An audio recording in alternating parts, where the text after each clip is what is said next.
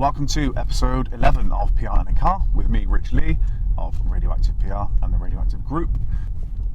I'm going to be talking today about the world of PR, agency world, agency impact. Now, it's been a couple of months since I did the last episode, mostly because, if I'm being completely honest, it's been obviously a difficult time for most, and I have wanted to concentrate on other things. I think it's that funny issue of wanting to be motivated and productive and proactive, and also feeling like how much of that is actually beneficial, how much of that is going to get us what we need, which is, we need to maintain the clients we have and we need to add new. I've always said that's the way you grow an agency, and that's what we need. While we can maintain as best as we can the clients we have, in the last episode where I did talk about the impact of Covid-19 on us as an agency, I discussed the fact we had lost clients, the fact that things were going to be different. Well, since then, in fact, in the immediate weeks thereafter, we did lose other clients, and we have furloughed the majority of the team, and we are all the people left behind, working as hard as we can, the people left holding the fort, doing as best as we can, for the clients we have, and I think we're doing a fantastic job. And these are clients that sit outside, and I guess evolved to see themselves as sitting outside of any impact of COVID-19 on their business, or they have, hate this word, pivoted, or worked in some way to make sure they have revenue coming in, and we are supporting them in their communications aims. And we've won clients. That's an interesting topic. We have in the last month, we've won 4 or 5 new clients, all project, and that's the big impact I'm seeing as an agency owner. I'm seeing very little in the way of retained, and if it's retained, it's tentative and in name only. In that it's let's trial 2 or 3 months. That's kind of what's on the table. What we are seeing on the project front is people saying, "Oh, let's go for a quick hit here. Let's go for a story there. Let's communicate this aspect of our offering, or hey, we're doing this thing." And everybody's doing what they can to get through a period of time that we don't know when it's going to end, and all this uncertainty. So we're getting a lot of potential clients coming to us saying, "Hey, we've just done this thing. Is this something we can communicate around? And what are the likely results?" And I'm seeing a lot more of that as well. Is clients saying, "I want to know. I want as close to guaranteed results as you can get me, because this is spend that we need to trust that it's going to the right place." So we're seeing a lot of that, and a lot of clients that just want hard and fast. I've always said I will never ever guarantee results, and if you're listening to this and you think, we might want to chat to those guys, if you expect anybody, us obviously, but anybody to guarantee results, then I would suggest run the other way if somebody does. But I'm never going to be drawn into it, and I'd sooner say our recent experience and our agency-wide experience is all I can lean on to demonstrate to you that we can and do get the results that we know we can and do. If this period of time shows us anything, it's that there are no guarantees. A story could hit tomorrow, as in a big media agenda-leading story, and do away with all the PR industry's good work or good intentions, for communication. And we're seeing it kind of hit multi-sector as well. Sometimes something will happen, you think, that's okay, it only really affects or impacts, insert sector here. Well, actually, we're very much seeing if something hits and relates to education, then it also might relate to business, it also might relate to finance, it also might relate to retail, and that brings about its own trouble, or its own kind of challenges. And we have found that project work we're doing has been quite lifestyle led. A launch in this, we've done some finance. We were fortunate the other day to get to be able to announce a handful of wins, and it's such a broad range of clients, such a broad range of client sectors that was pretty much the thing that most people said was, isn't it funny, you've got a finance client here, you've predominantly B2B, you've got a bloody cougar dating website over here, and they're fun briefs to have in. And the thing for me is, yes, the money's lovely, as in it's good to know you've got more kind of coming in, and of course we hope to be able to pull the clients back post Covid-19 impact that we have lost. We hope that they are pauses and not kind of indefinite definite leaves or definite leaves. But the money's good, but more than anything it's positivity for us as a team, and for the people that are furloughed and for the people that aren't. It's demonstrating that we are able to win in a difficult climate, and I never thought that we'd ever have to consider winning in a global pandemic, as you probably know, or as I'm sure none of you listening thought, hey, let me consider what my life would look like in the event of a global pandemic. So it's all about being positive for me, and I know I said that in the last one, being direct, being positive, being communicative. With the team that are furloughed, we've put in place optional, but nonetheless a lot of them are saying, hey, I'm quite keen to do as much as I can outside of that isn't work. And we put in optional training, and the way that I've formatted that, I guess, is every week here's a table, here read a new book, go on a webinar and write your notes from that. So you'll see a lot of my team on Twitter saying, some of the guys that are furloughed, hey, has anybody got any good webinars, or seen any any good long reads or any good podcasts or anything like that. So on the one side of that table, there are two sides for each person. On the one side, write your notes up about that, and on the other side, we've put together a list of, and we're using the Ahrefs list of free tools as well. Put together a list of tools, and basically, when do you get the chance to otherwise spend time learning a new tool during your day job? Not very often. Typically, it's whatever the rest of the agency uses, you slot in, you use it. And so one side is, what have you learned from insert resource here, and then on the other side, what are your thoughts in relation to this free tool? How could it benefit us, and how could it benefit you? And it's working really, really nicely. I think up to now, I think this is week 4 of doing that. I didn't want to formalise the training too much. I just want people to know that there's a structure there for them to dip in and out of, to keep their eye in. We've been doing weekly catch-ups and quizzes, and tomorrow we're because I think everybody's just feeling a tiny bit quizzed out, we're going to just have a chat, see what everybody's up to. We've got as I think I said last time, got a secondary kind of WhatsApp group for just gossiping and just general chit chat, which has been lovely because one of the teams had a baby. So I think that's the beautiful thing about this, is you realise, as I've always said to the team, that life happens in and around an agency. It doesn't happen. Work isn't a vacuum where you come to work and you're a work person, then you go to home and you're somebody else completely different. And even with remote working now, that delineation, that separation of self and work self, it's even harder to do. So I think what I wanted was just a space for people just to chat and just have a laugh in the way that you would if you're in an office and you're just like, hey guys, did you watch this the other day? I want people still feeling like they're the functioning human part of a team, and it's something that, with the wins and with the way we communicate the rest of the week around, I'm forever conscious of how people are feeling. And I've had messages from some of the team saying, do you know what, I'm not having the best day, and I get that.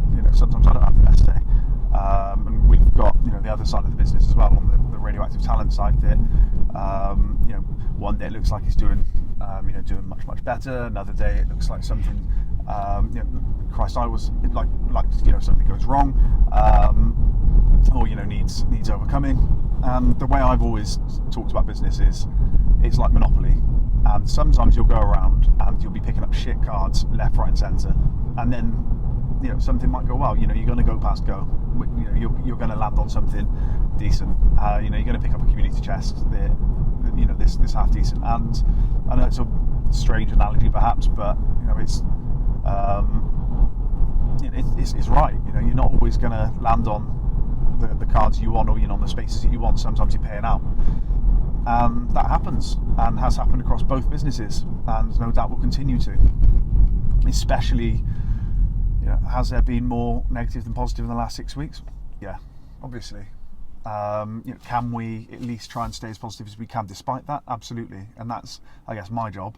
And sometimes I might fail at that because without that proximity it's hard.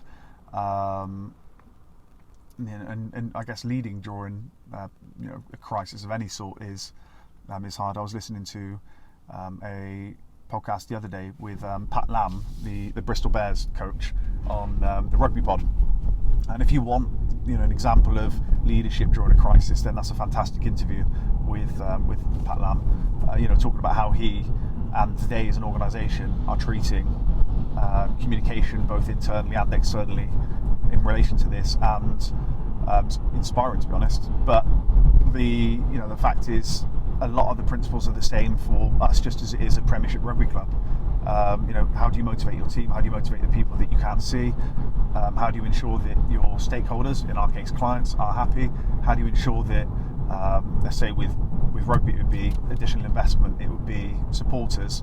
How do you ensure that you're communicating to potential clients? And that's one of the things I've sat down and thought is, what more can I be doing? Would I just be wasting my time if I do more of these, if I interview more people in the industry, if I write more, if I put on webinars every single week, if I insert thing here? And I'm quite used to being noisy and enjoying being noisy, and in the sense of being part of an industry and hopefully contributing more than I take. That's always been something I've been quite keen to do. So if that's, but then there comes a point where you think, well, actually, yeah, as I said earlier on, is it more effort than you get from a reward perspective? I talk to a lot of agency owners, and exactly as I've experienced it, there are more projects out there than retained. In fact, I hear very, very little from a new retained perspective, just while everybody works out what the next couple of months looks like. And I was speaking to somebody and they said, well, you can write Q2 earnings entirely off. And we're in a fortunate position both as a company and given furloughing, and that does take us to October, in that there's money in the bank, obviously a finite amount of money to keep us on the right track. We have clients, we have projects coming in. We have supportive and enthusiastic clients that are that I guess see us as more than just a service provider. Hopefully see us as a partner as well. And it really is just about being sensible, seeing us through it. I heard of one agency that that had lost 80% of clients. And how do you survive if you don't have this massive war chest, and if you aren't using furloughing to its kind of full potential? I don't know. I guess that's a question that a lot of businesses in a lot of different sectors are going to be asking themselves. And I heard of a big holding group, in fact a massive one that said, and this is anecdotal, so I'm not going to name names or anything, but it is basically said, guys, we need to cut all intern spend. And that's not an insignificant potential number of people that right at the beginning of their PR careers are pushed to the back of the queue again. So with things like that happening in the industry, you can see it's a long way to claw back from. Crawl, probably more apt. Crawl and claw, and whatever else you can do. So there you go. There's a quick précis of where we're at, where I see the industry. I think there are other good noises coming out. A good friend of mine, Darryl Sperry, he's starting a new agency. Another friend who, I think he's possibly still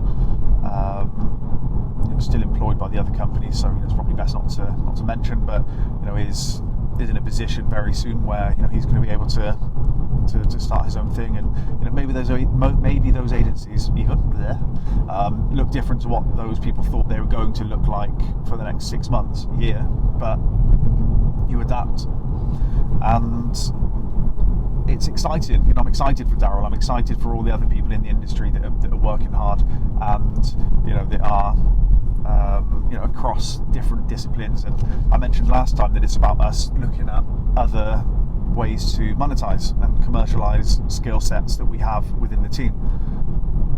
And we're doing that. We're trying to do that in a handful of different ways.